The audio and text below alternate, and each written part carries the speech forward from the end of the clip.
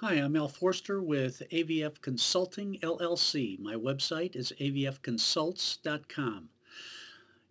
In my introduction to common sense investing, I talked about the stockwatch automation methodology and my most recent, most advanced spreadsheet called GetStocks. In my second part of this tutorial, I talked about how to download, install, configure the GetStocks application. In this last segment, I'm going to talk about how to use the GetStocks application.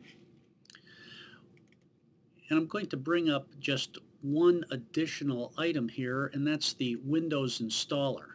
Rather than having to download a disk image and copy the OpenOffice.org application to an OpenOffice folder in the applications folder, you would double click on the installer icon and follow the steps to install the OpenOffice application.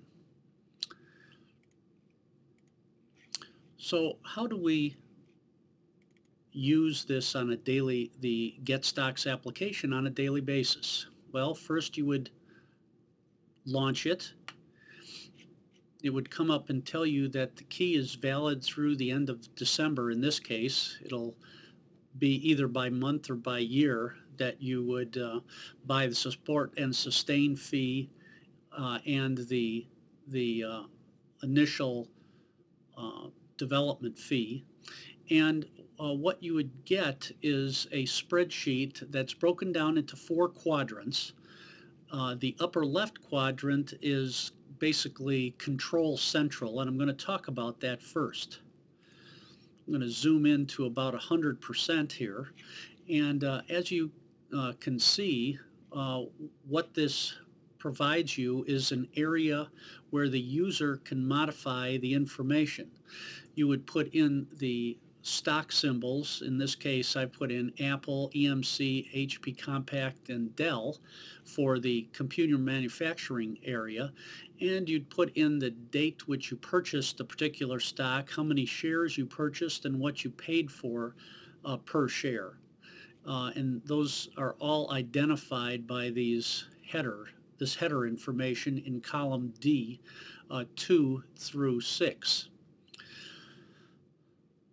Once you've entered the various stocks that you want, and you can use the stock shown in the example, they have been configured and set up and work quite well.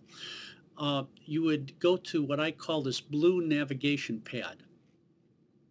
And the first thing you would do is click the process button to basically automatically acquire the financial data for today. That financial, basically what will happen is a request will be made of Yahoo Finance for the financial data needed for each of the stock symbols shown up in this boxed in area. And the data will be then loaded into the 5 pieces of data will be loaded into rows 8, 9, 10, and 11. What they represent is the symbol, the average 90-day moving average volume for for each stock, the daily volume for each stock, the dividend yield, in other words, what percent dividend is provided by each company on a yearly basis, and then the share price as it closed today. I usually click the process button around 6:30 in the evening, which is about 2.5 hours after the stock market closes, because some mutual funds, if you're tracking mutual funds, the data for that particular day won't be updated until 2 to 2.5 hours after the market closes. The other information that is shown here is the total value watched. In other words, if you take the daily volume times the price of the stock at close, that indicates the total amount of money that has been transacted this particular day. So for Apple Computer, there was 3.3 or 3 3,354 million in money transacted this particular day. And if we add up all of the money transactions for all of the stocks, that number divided by yet another thousand, so that would be in billions, is shown here right ahead of this total value watched. So $52.2 billion is the total money transactions that occurred for all the stocks that are in this portfolio. And finally, the total value, the total owned total value, like in this case, this particular example owned $12,790 of this particular stock at close today. And if you add up the value of all the stocks owned by this particular example, you would come up with $592,327. The next thing I'm going to talk about is and I'm going to continue with this, the gain or loss since purchased is shown here. So, for example, the Apple was bought at 40 shares were bought on May 23rd, 2005 for $71.20 a share. Apple is now at $319.76 a share. So the total gain since purchased has been $9,942, which is a 343% gain over the last 5 years, or a 62.89% gain per year. So that's how you read each one of these. If the color coding occurs, if the percent gain per year goes over 20%. Apple Computer is the most prolific stock ever followed, and that's been able to maintain 62.89% gain per year. Very few other stocks can maintain that kind of a growth rate.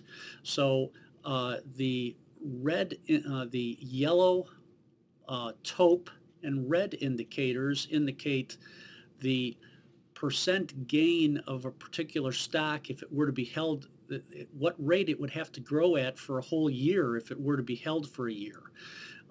For example, Dow Chemical is up 97% over what it was when it was first purchased on the October 12th, 2010, up 15% so far since that purchase date. But if I were to hold it for a year, it would have to go up 97%. Very unlikely. So I want to be able to focus on Dow and maybe sell some of it before it starts dropping back away from that gain level. The next thing I'm going to focus on is this blue, what I call a navigation pad.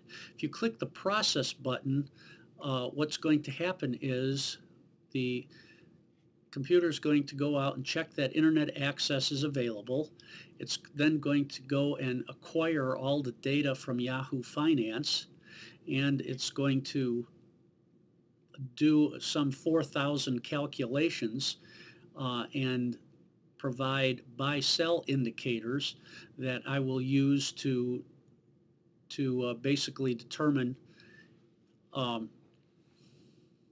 if the stock should be, whether this is a buy day, a hold day, or a sell day. To see a little bit more data, I'm going to back off a little bit, zoom back. I set this to 68% zoom setting rather than 100% zoom setting. And as you can see, the one-day data is shown here in the lower left side of the summary tab. If you click this show button, it will jump over to the right side of the summary tab, and it will show the 3-day buy-sell data. As you can see, for the 10th of December, there is a number of sectors of stocks. This sector right here is a buy day. It's food production. This sector right here is a buy day. It's the cell phone industry, as is this sector, which is a buy day, which is the banks. So that's how you would read this data. If you want to see a one-day view of the data, you would click on the sectors, and this will show you in a very concise, very simple fashion what sectors of the markets are a +2 day, meaning that the stock, 3 out of 4 of the stocks in the natural gas fuel sector have gone up in the last 2 days, and one of those 2 days the volume has been above the 90-day moving average volume. A buy would indicate that 3 out of 4 stocks have been going up for 3 days in a row, and that one of those 3 days had above the 90-day moving average volume. So these are the stocks that are indicated as large buyers, like mutual funds and insurance companies are buying into these particular sectors based on their stock analysis and their analysis of which sectors should be gaining the fastest. The Calcs tab is a very useful tab because it shows the 90-day. Basically what this shows is the 1-day buy-sell data right for the last 7 days, set right above the 3-day buy-sell color-coded data, so that you can very quickly see in the last 6 days there's been a lot of buy days for the chemical industry. There's been a buy day and a sell day for the utilities industry. And we can walk right through each one of these sectors to see what is recommended to buy into and what is recommended to sell out of based on the StockWatch automation methodology.